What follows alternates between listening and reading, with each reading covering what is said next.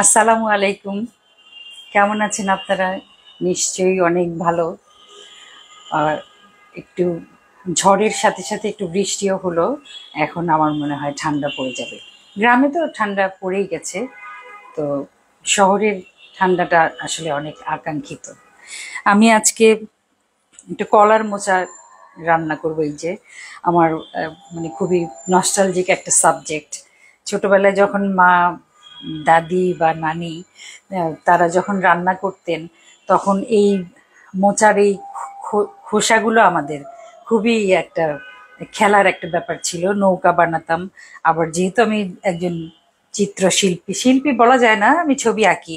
তো এরকম এরকম করে অনেক রকম মানে কলার মোচা পেলে আমি এখনো এই কাজটা করি। তো এই যে কলার মোচার যে ভিতরের ফুলগুলো, এগুলো নিশ্চয়ই সবাই বাছতে পারেন। এই যে একটা ভিতরে একটা শক্ত একটা, এটা এটা খাওয়া যায় না। আর এই যে একটা পাতলা একটা জিনিস, এটা ফেলে দিতে হয়। এইভাবে মানে বেছে এটা শুধু শুধু এমনি শাকের মতো ভাজি করে খাওয়া যায়, আবার কুচি কুচি করে বড়া বানানো যায়, অনেক রকম। তা আমি আসলে এখন যেটা করব সেটা এটা না। আমি এইটুকু আমি রেখে দেই।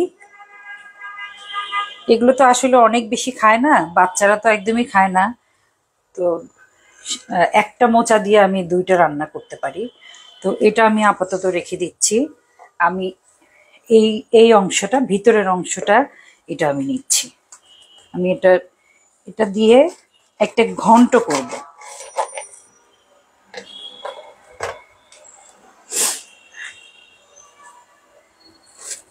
এই ঘন্ট রান্নাটা আমার শাশুড়ির কাছে শিখেছিলাম আমি।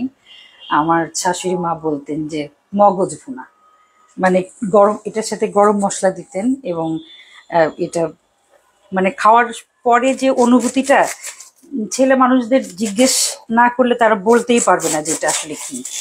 মগজ ভুনা হয় না একদম, যেটা একদম পেস্ট করে যেটা ভুনা করা হয়, ওইটাই মিন করে আম্মা বলতেন যে মগজ ভুনা। আমি যখন প্রথম তার তার সংসারে এসে যখন প্রথম খেলাম, তখন আমি জিজ্ঞেস করলাম, আম্মা এটা কি? তো আমার শাশুড়ি বললেন যে বলো তো কি। তা আমি তো বলতে পারি না, আর ভালোই ছোট ছিলাম। তো কে জানি বললো পাশ থেকে যে মগজ ভুনা। তো তারপরে পরে বুঝতে পারলাম যে এটা আসলে কি। এটা কিন্তু অনেক কষ, হাতের তো কষ ভরবেই, আবার যদি জামাতে ভরে তো শেষ। আমি এটা এভাবে কেটে নিয়ে আমি সিদ্ধ করে নেব। খুবই বলাই বাহুল্য, অনেক আয়রনে পরিপূর্ণ। এটা গর্ভবতী মায়েরা খাবেন, তাদের জন্য খুব উপকারী। আমি এটা কেটে নিচ্ছি, তারপরে সিদ্ধ বসাবো।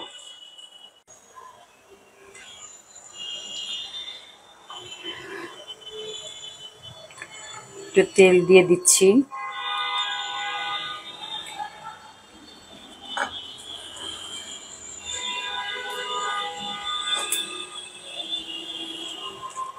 এই হলো ঢাকা শহর, মানে আওয়াজে কান ঝালাপালা। একটু শুকনো মরিচ দিলাম, পেঁয়াজ, আগেই বলেছি গরম মশলা দিব।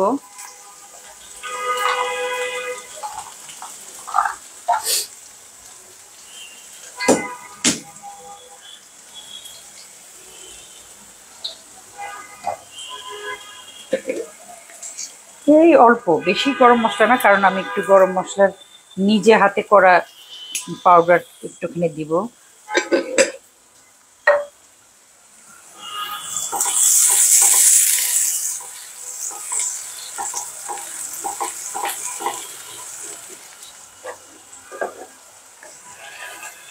এক চিমটি জিরা। এটাতে আর আর বেশি গরম মশলা লাগবে না, কারণ ওই পাউডার যেটা অল্প একটুখানি মানে কোনো কারণে করেছিলাম, এখানে গরম মশলার গুঁড়াটা আছে, এটা আমি ব্যবহার করব। এখানে সব রকম গরম মশলা আছে, এলাচ, দারচিনি, তেজপাতা, লবঙ্গ, গোলমরিচ। একটু জালটা কমিয়ে দিই।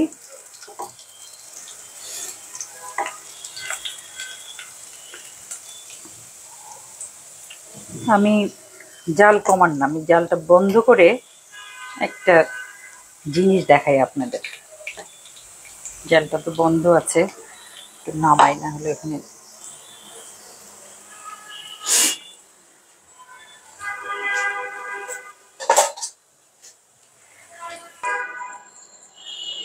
একটু মশলা দিই, অনেক বেশি মশলা লাগবে না। এটা একটুখানি জিরা বাটা, আদা বাটা, একটু রসুন বাটা, আর লবণ দিলাম নাকি মনে নেই, বরাবরের মতোই। কি যে একটা অভ্যাস, এই যে নিজের কিছু কিছু ভুল শুধরাতে ইচ্ছা করে না। যার হয় না 22-এর, তার হয় না 60-এর।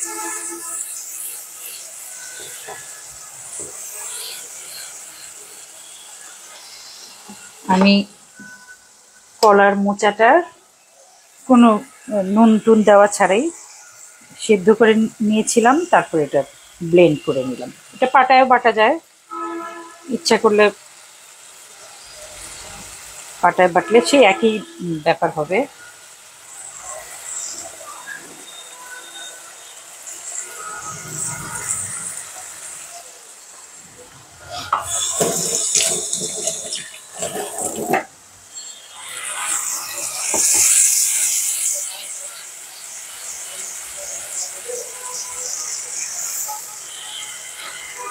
আমার নিজের কাছেই মনে হয় যে আমি মনে হয় একটু কচু ঘেঁচু বেশি খাই, কিন্তু সত্যি সত্যি খাদ্যের যে মানে খাদ্য মূল্য, যেটা এটাতে পুষ্টি মূল্য, সেই জিনিসটা সব সময় খেয়াল রাখি।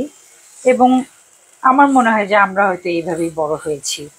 অনেক শাক, অনেক রকম শাক, কচু, তারপরে এই যে কলা গাছের যে কান্দাইল একদিন রান্না করলাম না, তারপরে নানান রকম ডাল, এবং একটু ঘুরিয়ে ঘুরিয়ে মানে অন্যের রান্না থেকেও শেখার চেষ্টা করি, নিজের মা খালার রান্না, আবার একদম ভবিষ্যৎ প্রজন্ম, ছেলে মেয়ে, ছেলের বউ মেয়ে জামাই, তারা যে রান্না করে তাদের রান্না থেকেও শেখার চেষ্টা করি।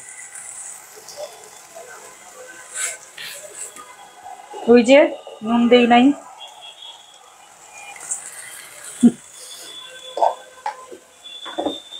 আমি এটাতে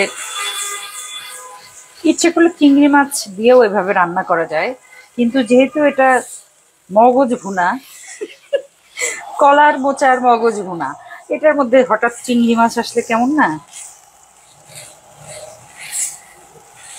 এই মোচা বাটাটা দিয়ে অনেক রকম মেথি দিয়ে রান্না করা যাবে, কোনো মাছ ভেঙে দিয়ে রান্না করা যাবে, কিন্তু এটা আমি যেটা করছি সেটা খুবই অনবদ্য। অনেক সময় ধরাই যায় না যে আসলে কি হচ্ছেটা কি। হতে থাকুক।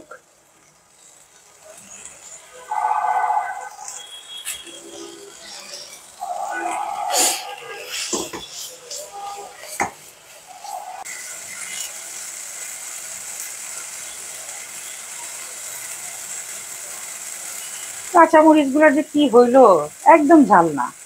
কাঁচা মানে যে যার যেটা স্বাদ হবে, মরিচটা দাঁতের নিচে পড়লে একটা ঝাল লাগবে, একদমই ঝাল না। এইবার আমি গরম মশলাটা দিব, একটু পরে তেল উঠে আসবে, সামান্য একটু, এটা অনেক বেশি দেয়া যাবে না। এই যে সামান্য একটু গরম মশলা, কারণ এর আগেও তো আমি একটুখানি গরম মশলা দিয়েছি।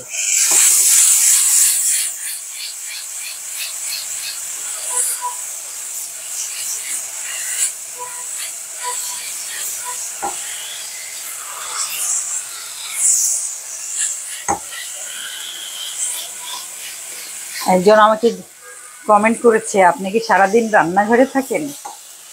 তা আমার উত্তর, আমি কিন্তু সবার কমেন্ট পড়ি, ইউটিউবেও পড়ি, আবার পেজে, যেটা অফিসিয়াল পেজ, ওটা তো অনেক বেশি কমেন্ট আসে, তো সব জায়গায় আসলে উত্তর দেওয়া সম্ভব হয় না, সম্ভব হলে আমি দিতাম। আমার উত্তর আমি নিজেই দিই।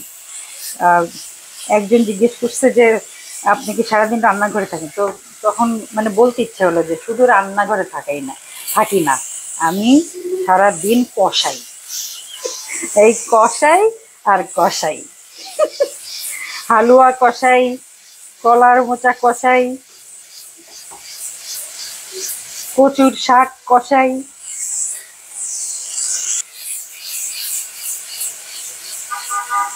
আমার এটা হয়ে গেছে, নামিয়ে নেবার পালা। চুলাটা বন্ধ করে দিলাম।